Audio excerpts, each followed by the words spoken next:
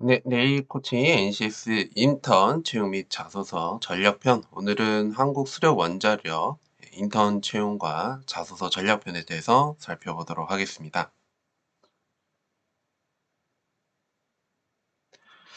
네, 한국 수력 원자력은 이제 친환경 고품질 에너지의 안정적인 공급 및 우수기술 공유를 통해 국가 에너지 경쟁력과 인류의 삶의 질 향상에 기여하고자 설립하였고요.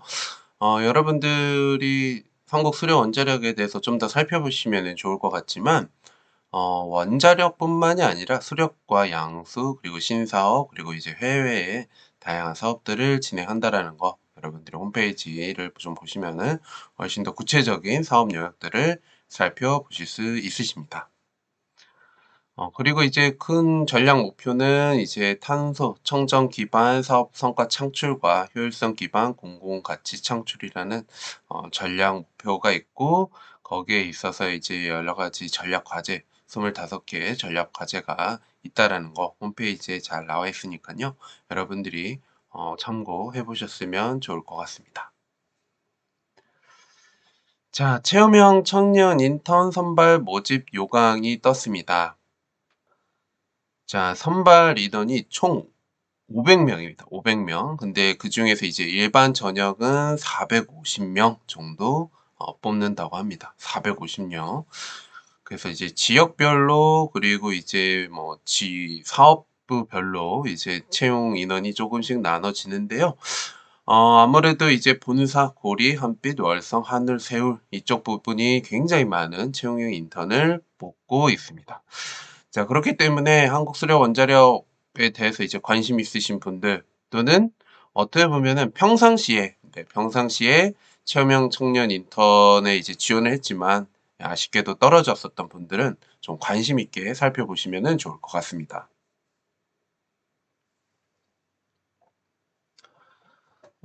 일단은 근무 조건은 이제 3개월이고요. 나중에 뒤에서 소개해 드리겠지만 6월부터 이제 입사를 진행한다고 하니까 6월, 7월, 8월, 9월 달까지 아마 진행하지 않을까라는 생각을 해 봅니다.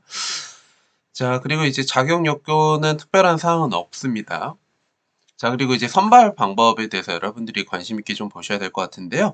자, 보시게 되면은 일단은 이 주요 일정에 보시면은 면접이 없죠. 네, 즉 서류적으로 이제 최종 인원을 뽑는 겁니다. 그래서 면접은 없습니다. 자, 그렇기 때문에 서류에 있어서의 그 전형에 대해서 누가 가장 높은 점수를 받는가가 굉장히 중요할 것 같아요. 자, 근데 그중에서 어 일단 1차적으로는 차적으로는 자격증에서는 이제 큰 변동성은 없을 거라고 생각해요. 왜냐면은 이제 어느 정도 자격증을 보유한 사람들이라고 하면은 이제 거기에서 이제 큰 변별력은 없고요. 두 번째는 이제 어학 점수. 예, 어학 점수에서 이제 조금 변별력이 생기겠네요. 근데 이제 특히 네, 토익과 토익 스피킹 둘 다 가지고 있는 사람들이 굉장히 유리할 것 같습니다. 그래서 어학 일반과 어학 스피킹 두 개 다 보네요. 자, 근데 이제 토익이나 뭐 토익 스피킹도 마찬가지로 이제 점수적으로 확인하는 부분이 있겠죠. 그래서 이제 점수에 따라서 점수의 어떤 배점을 달리 가져가 주는 부분이 있는데요. 그 부분은 여러분들이 채용 공고를 좀 더 살펴보시면은 잘 나와 있으니까 확인해 보시면 좋을 것 같습니다. 자, 그렇기 때문에 어학 점수에서 이제 일부 변별력이 생깁니다. 자, 근데 이제 제일 중요한 건 남았죠? 네, 자기소개서.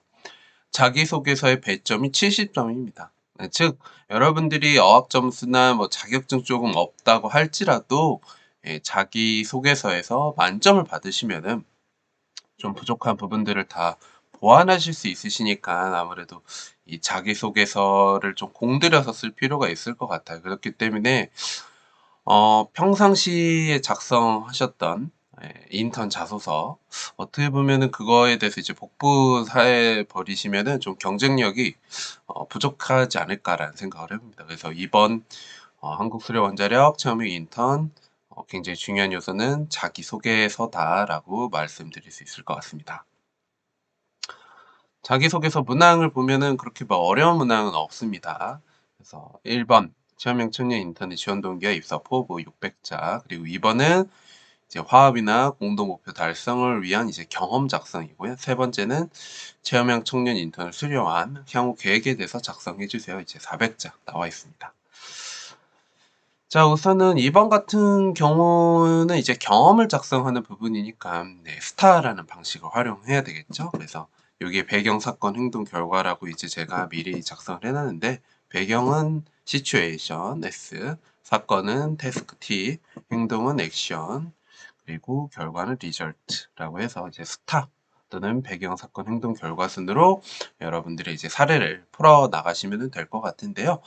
자, 핵심은 뭐예요? 예, 행동입니다. 여러분들이 이 행동 부분을 얼마만큼 잘 쓰느냐, 예, 여기에서 이제 점수의 이제 포인트가 이제 달라지게 됩니다. 그래서 화합을 위해서 노력했었던 행동, 그리고 목표 달성을 위해서 개인적으로 노력했었던 행동, 이 부분을 여러분들이 얼마만큼 조금 구체적으로, 예, 그리고 이제 남들이 하지 않을 법한 행동 위주로 차별화된 내용으로 여러분들이 세부적으로 잘 작성해 주냐 안 해주냐, 이 부분이 굉장히 좀 가장 결정적으로 다른 사람들과 이 2번 문항을 비교해 봤을 때 가장 많이 차이가 나는 부분이라고 생각합니다.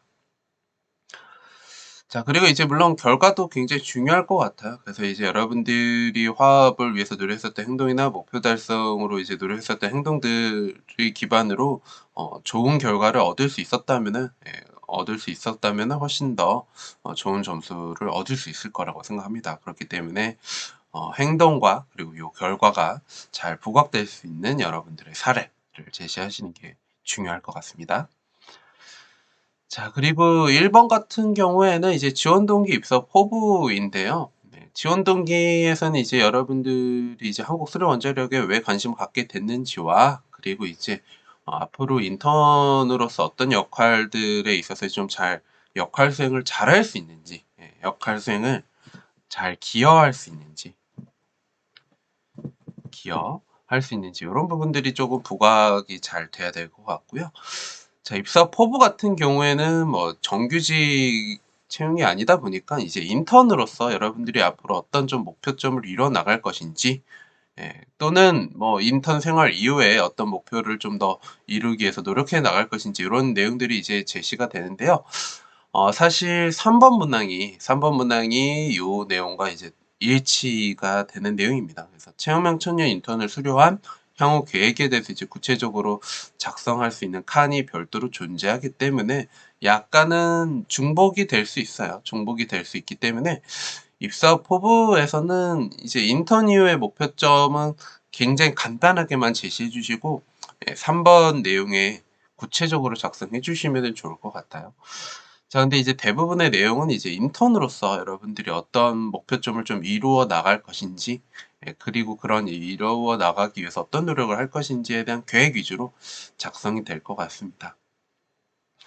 그래서 글자 수가 굉장히 제한적이에요. 그래서 많은 설명을 쓸 수는 없고요.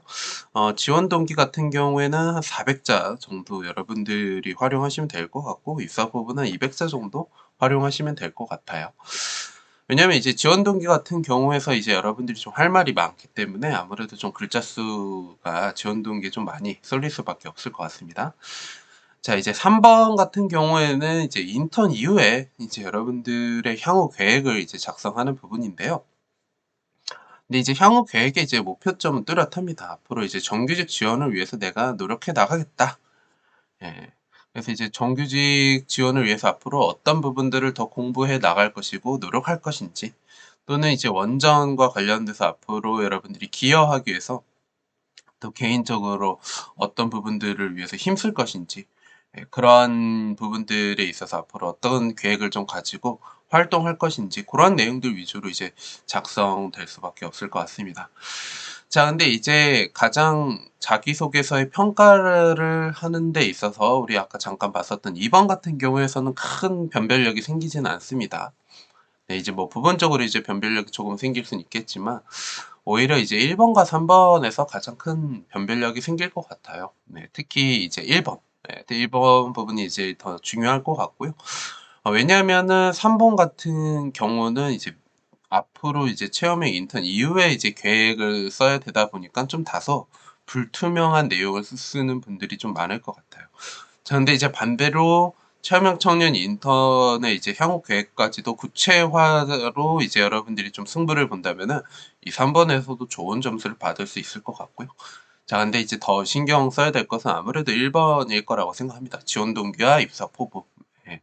그래서 여러분들이 왜 우리 청년 인턴에 왜 지원하려고 하는지와 그리고 앞으로 회사 생활에 있어서 어떤 좀 목표점을 가지고 생활해 나갈 것인지 이 부분이 굉장히 좀 잘 작성이 되어야 여러분들이 좀 인턴으로서 이제 뽑히는 데 있어서 굉장히 중요할 것 같고요. 3번 역시도 이제 체험형 청년 인턴 이후에 여러분들이 어떤 좀 구체화된 그림을 좀 가지고 노력할 것인지도 분명히 이제 자소서 평가에 기준에 분명히 포함이 되어 있을 겁니다. 그래서 1번, 3번 다 중요합니다. 하지만 이제 1번을 좀 더 여러분들이 더 신경 썼으면 좋을 것 같고요. 3번 같은 경우에는 아직 이 청년 인턴도 끝나지도 않았다 보니까 좀 다소 불투명하게 나올 수 있는데 그 부분을 어떻게 하면 좀 더 구체화적인 내용으로 여러분들이 접근해서 쓸 것인지 이 부분에 대한 좀 노력이 필요할 것 같습니다. 자, 그래서 이제 체험형 청년 인턴 자소서 문항에 대해서 전반적으로 쫙 살펴봤고요. 여러분들 요번에 이제 청년 인턴 꼭 한국 수련 원자력에 관심이 없더라도 한번 관심을 갖고 지원해 보시면은 충분히 좋은 결과를 얻을 수 있을 것 같고, 면접이 없다 보니까 아무래도 평상시에 좀 면접 트라우마가 있으셨던 분들 같은 경우에는 꼭 한번 지원해 보시면서 개인적으로 노력해 보셨으면 좋을 것 같습니다. 자, 이상으로 한국 수련 원자력 인턴 지원과 자소서 전략을 마무리하도록 하겠습니다.